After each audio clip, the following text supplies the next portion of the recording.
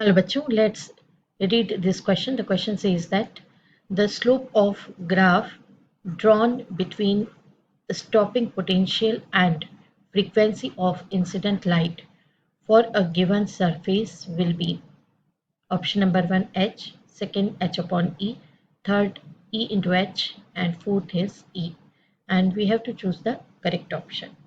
तो आइए बच्चों, इसके लिए सबसे पहले हम की कॉन्सेप्ट के बारे में जान लेते हैं। तो बच्चों, यहाँ पर जो की कॉन्सेप्ट है वो है फोटो इलेक्ट्रिक इफेक्ट। देखिए बच्चों, फोटो इलेक्ट्रिक इफेक्ट जो है उसको हम समझते हैं, उसके लिए एक डायग्राम बना लेते हैं सबसे पहले। तो स्टूडेंट, जैसा कि आप देख रहे हैं डायग्राम में, यहाँ पर मेटल सरफेस हमने बनाया है।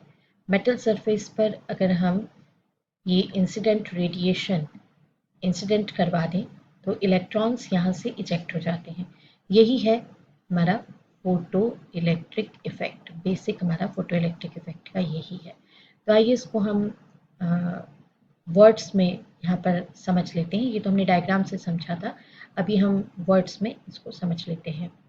तो in words we say that when the light of sufficient small wavelength is incident on the metal surface, electrons are ejected from the metal surface, and this phenomena is known as photoelectric effect. अब बच्चों, हमारे question में जो given है वो है slope of graph drawn between stopping potential and frequency. तो हमें स्टॉपिंग पोटेंशियल पर भी डिस्कशन करना होगा। तो चलिए की कॉन्सेप्ट में हम स्टॉपिंग पोटेंशियल भी समझ लेते हैं। पोटेंशियल क्या होता है, तो फोटो इलेक्ट्रिक इफेक्ट में जो स्टॉपिंग पोटेंशियल है उसकी बात कर लेते हैं। तो potential required stop the ejection of an electron from the metal surface. मतलब ये जो हमने आपको डायग्राम में बताया कि किस तरह से जब हम यहाँ इंसिडेंट रेडिएशन इस पर इंसिडेंट करवाते हैं तो इलेक्ट्रॉन्स इजेक्ट होते हैं मेटल सरफेस से। अगर आप चाहते हैं कि यहाँ से इलेक्ट्रॉन इजेक्ट ना हो तो आपको इसके अगेंस्ट कुछ पोटेंशियल अप्लाई करना होगा, and that potential is known as stopping potential, right. Explain कर सकते हैं when the incident beam of energy is greater than the work function of metal. तो ये तो की कॉन्सेप्ट हो गया बच्चों। अब हमको समझना है, ठीक है, कि relation between stopping potential and frequency क्या है। The relation between stopping and frequency is, ये होता है E V not equals to H nu minus H nu not. तो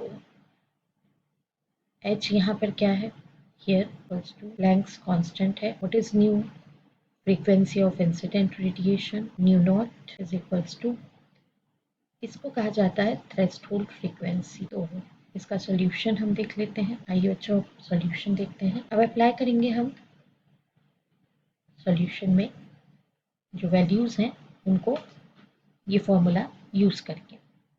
देखिए एक्चुअली में जो काइनेटिक एनर्जी होती है, maximum kinetic energy of electron work function से रिलेटेड होती है। यहाँ पर ये काइनेटिक एनर्जी है and H nu applied radiation की एनर्जी और डब्ल्यू नॉट वर्क फंक्शन है, equals to H nu minus H nu. अब आप इसको थोड़ा सा रीअरेंज कर लीजिए क्योंकि आपको पोटेंशियल के बारे में जानकारी चाहिए। तो stopping potential V not equals to H nu by e minus W not by e. ये हमारा इक्वेशन नंबर 1 हो जाएगा एंड इसको हम कंपेयर कर लेते हैं। Comparing equation 1 with equation y equals to mx plus c, ये इक्वेशन नंबर 2 हो जाएगा। What is y equals to mx plus c? Actually में y equals to mx plus c is the equation for a straight line, ठीक है। Here y equals to mx plus c is equation for a straight line and m जो है वो क्या होता है इसका slope। c is equals to यहाँ पे क्या होता है constant।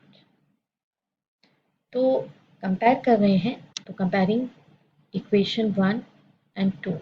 So from 1 and 2 we get, हमें यहाँ पर जो m है उसके प्लेस पे क्या मिल रहा है, h अपॉन e मिल रहा है।